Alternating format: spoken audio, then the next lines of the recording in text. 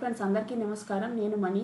ఈరోజు పాలు, పంచదార యూస్ చేయకుండా డ్రై ఫ్రూట్స్ యూస్ చేస్తూ సపోటా జ్యూస్ చేసి చూపించబోతున్నాను. స్నాక్స్కి బదులుగా తీసుకున్నా చాలా ఫిల్లింగ్గా ఉంటుంది. మరి ఈ హెల్తీ అయిన జ్యూస్ చూసేద్దామా?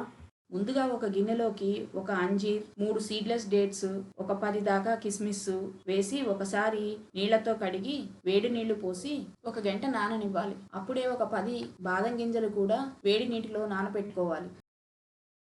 1 గంట తరువాత బాదం గింజలు అన్నీ తొక్క తీసి పెట్టుకోవాలి. అలాగే కడిగి పెట్టుకున్న 4 పాల సపోటాలను తొక్క తీసి పురుగు లేకుండా చూసి ఒలిచి పక్కన పెట్టుకోవాలి. ఒక బ్లెండర్లోకి ఒలిచిన బాదం పప్పు వేసి కొంచెం నీళ్లు పోసి ముందుగా పేస్ట్ లాగా చేసుకున్నాక మరికొన్ని నీళ్లు పోసుకొని బాదం మిల్క్ లాగా ఫైన్గా బ్లెండ్ చేసుకున్నాక ఒక గిన్నెలోకి తీసి పెట్టుకోవాలి. అదే బ్లెండర్లో నానబెట్టి ఉంచుకున్న డేట్స్, అంజీర్, కిస్మిస్ వేసి మెత్తగా పేస్ట్ లాగా చేసుకోవాలి.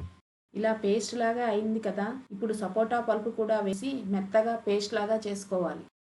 ఇప్పుడు కొద్ది కొద్దిగా బాదం మిల్క్ వేసుకుంటూ వాటర్ కూడా పోసుకుని కన్సిస్టెన్సీ అడ్జస్ట్ చేసుకోవాలి. ఒకసారి ఫైనల్గా బ్లెండ్ చేసుకుని ఒక గ్లాస్లోకి ఐస్ క్యూబ్స్ వేసుకొని డ్రై ఫ్రూట్స్ సపోటా స్మూతీ పోసుకొని డ్రై ఫ్రూట్స్తో గార్నిష్ చేసుకుంటే చల్లచల్లని ఫిల్లింగ్ స్మూతీ రెడీ అయినట్టే. మరొక వంటతో కలుస్తాను. Thanks for watching.